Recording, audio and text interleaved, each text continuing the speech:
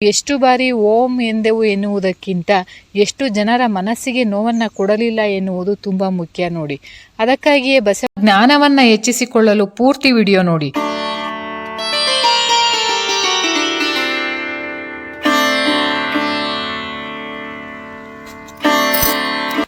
ದೇವರಿಗೆ ನಾವು ಆಡುವ ಮಾತು ಕೇಳಿಸುತ್ತದೆಯಾ ಅಥವಾ ನಮ್ಮ ಮನಸ್ಸಿನ ಸತ್ಯ ಕಾಣಿಸುತ್ತಾ? ಈ ಪ್ರಶ್ನೆಗೆ ಬಸವಣ್ಣನವರು ಸಾವಿರಾರು ವರ್ಷಗಳ ಹಿಂದೆಯೇ ಅದ್ಭುತವಾದ ಉತ್ತರವನ್ನು ನೀಡಿದ್ದಾರೆ ನೋಡಿ. ಆದರೆ ಆ ಉತ್ತರವನ್ನು ನಾವು ಇಂದಿಗೂ ಕೂಡ ಸಂಪೂರ್ಣವಾಗಿ ಅರ್ಥನೇ ಮಾಡಿಕೊಂಡಿಲ್ಲ ನೋಡಿ. ಇಂದಿನ ವಚನ ನಮ್ಮ ಭಕ್ತಿ, ನಮ್ಮ ಜೀವನ ಮತ್ತು ನಮ್ಮ ಮನಸ್ಸಿನ ಒಂದು ಹೊಸದಾಗಿ ಯೋಚಿಸುವಂತೆ ಮಾಡುತ್ತೆ. ಹಾಗಾದರೆ ಬನ್ನಿ ಬಸವಣ್ಣನವರ ಅಂತಹ ಅದ್ಭುತವಾದ ಅಮೂಲ್ಯವಾದ ವಚನ ಮತ್ತು ಅದರ ಒಳ ಅರ್ಥವನ್ನು ತಿಳಿಯೋಣ. ಮಾತಿನ ಮಾತಿಂಗೆ ನಿನ್ನ ಕೊಂದಿಹರೆಂದು ಎಲೆವೋತೆ ಅಳುಕಂಡ, ವೇದವನೋದಿದವರ ಮುಂದೆ ಅಳುಕಂಡ, ಶಾಸ್ತ್ರವ ಕೇಳಿದವರ ಮುಂದೆ ಅಳುಕಂಡ, ನೀನತ್ತುದಕ್ಕೆ ತಕ್ಕುದ ಮಾಡುವ ಕೂಡಲ ಸಂಗಮ ದೇವ. ನೋಡಿ ಎಷ್ಟು ಅದ್ಭುತವಾಗಿದೆ ವಚನ. ಇಂದಿನ ಕಾಲದಲ್ಲಿ ನಾವು ಒಂದು ವಿಷಯವನ್ನು ಹೆಚ್ಚಾಗಿ ನೋಡ್ತಿದ್ದೇವೆ. ಜನರು ಮಾತನಾಡುವುದು ಒಂದು, ಬದುಕುವುದೇ ಇನ್ನೊಂದು. ಮಾತಿನಲ್ಲಿ ದೇವರು, ಧರ್ಮ, ಪ್ರೀತಿ, ಸತ್ಯ, ಪ್ರಾಮಾಣಿಕತೆ ಇರುತ್ತೆ. ಆದರೆ ನಡವಳಿಕೆಯಲ್ಲಿ ಕೋಪ, ಅಹಂಕಾರ, ಸುಳ್ಳು ಮತ್ತು ಸ್ವಾರ್ಥನೇ ತುಂಬಿರುತ್ತೆ. ಇಂತಹ ಸ್ಥಿತಿಯನ್ನು ಬಹಳ ಹಿಂದೆಯೇ ಬಸವಣ್ಣನವರು ಅರಿತು ಈ ವಚನದ ಮುಖಾಂತರ ಸಮಾಜಕ್ಕೆ ಎಚ್ಚರಿಕೆಯನ್ನು ಕೊಟ್ಟಿದ್ದಾರೆ. ಮೊದಲ ಸಾಲಲ್ಲಿ ಹೇಳ್ತಾರೆ ನೋಡಿ, ಮಾತಿನ ಮಾತಿಂಗೆ ನಿನ್ನ ಕೊಂದಿಹರೆಂದು.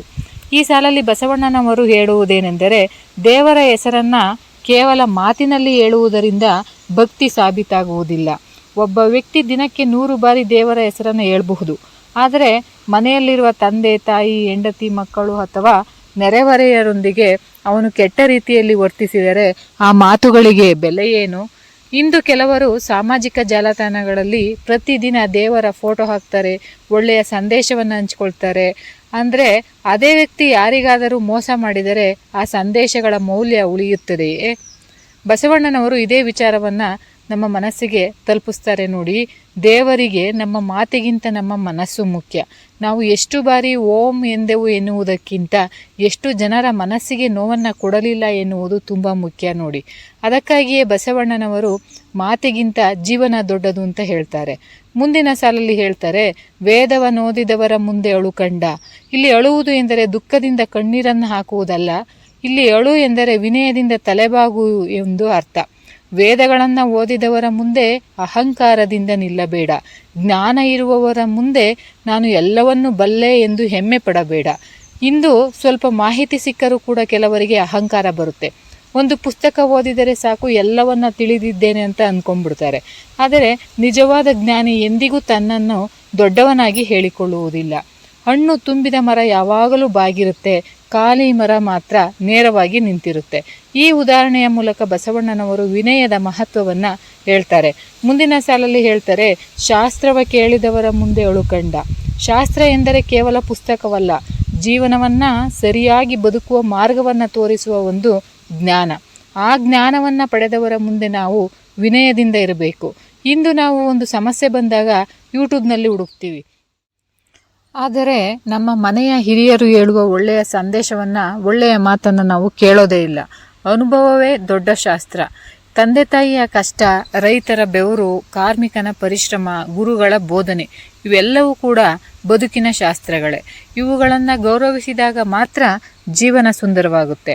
ಈಗ ವಚನದ ಕೊನೆಯ 2 ಸಾಲನ್ನು ನೋಡೋಣ. ನೀನತ್ತುದಕ್ಕೆ ತಕ್ಕುದ ಮಾಡುವ ಕೂಡಲ ಸಂಗಮ ದೇವ.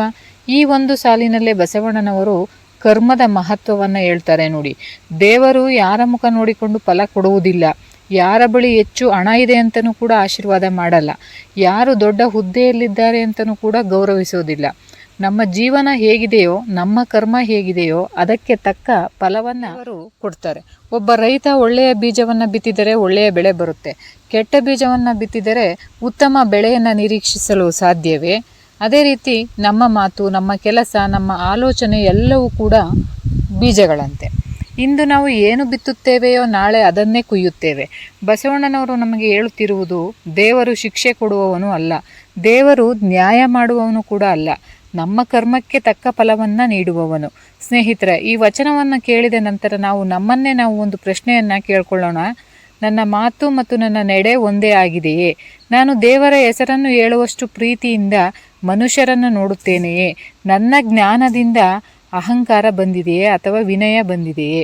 ನನ್ನ ಜೀವನ ನನ್ನ ಮಾತಿಗೆ ಸಾಕ್ಷಿಯಾಗಿದೆಯೇ? ಈ ಪ್ರಶ್ನೆಗಳಿಗೆ ನಮ್ಮ ಮನಸ್ಸು ಪ್ರಾಮಾಣಿಕವಾಗಿ ಉತ್ತರ ಕೊಟ್ಟರೆ ಇದೇ ನಿಜವಾದ ವಚನದ ಒಂದು ಅರ್ಥ. ಕೊನೆಯಲ್ಲಿ ಬಸವಣ್ಣನವರು ನಮಗೆ ಹೇಳುವುದೇನೆಂದರೆ, ದೇವರನ್ನು ಹುಡುಕುವುದಕ್ಕಿಂತ ಮೊದಲು ನಮ್ಮ ಮನಸ್ಸನ್ನು ಶುದ್ಧವಾಗಿಸೋಣ. ಜ್ಞಾನವನ್ನು ಸಂಗ್ರಹಿಸುವುದಕ್ಕಿಂತ ಮೊದಲು ವಿನಯವನ್ನು ಬೆಳೆಸೋಣ. ಮಾತಿನಿಂದ ಭಕ್ತರಾಗುವುದಕ್ಕಿಂತ ಬದುಕಿನಿಂದ ಭಕ್ತರಾಗೋಣ. ಆಗ ಮಾತ್ರ ಕೂಡಲ ಸಂಗಮ ದೇವರ ಕೃಪೆಗೆ ನಾವು ಪಾತ್ರರಾಗುತ್ತೇವೆ ಅಂತ ಹೇಳ್ತಾ, ಮತ್ತೆ ನಾಳಿನ ವಿಡಿಯೋದಲ್ಲಿ ಇನ್ನೂ ಉತ್ತಮವಾಗಿರ್ತಕ್ಕಂತಹ ವಚನ ಮತ್ತು ಭಾವಾರ್ಥಗಳೊಂದಿಗೆ ಬರುವೆ. ಈ ವಚನ ನಿಮಗೆ ಇಷ್ಟ ಆದರೆ ಲೈಕ್ ಮಾಡಿ, ನಿಮ್ಮ ಅಭಿಪ್ರಾಯವನ್ನು ಕಮೆಂಟ್ನಲ್ಲಿ ತಿಳಿಸಿ ಸ್ನೇಹಿತರೆ. ವಚನಗಳು ವಿತ್ ಮುಗುಳುನಗೆ ಚಾನಲನ್ನು ಸಬ್ಸ್ಕ್ರೈಬ್ ಮಾಡಿ. ಮುಂದಿನ ಸಂಚಿಕೆಯಲ್ಲಿ ಮತ್ತೊಂದು ಅದ್ಭುತ ವಚನದೊಂದಿಗೆ ಭೇಟಿಯಾಗೋಣ. ಎಲ್ಲರಿಗೂ ಕೂಡ ಶರಣಾರ್ಥಿಗಳು.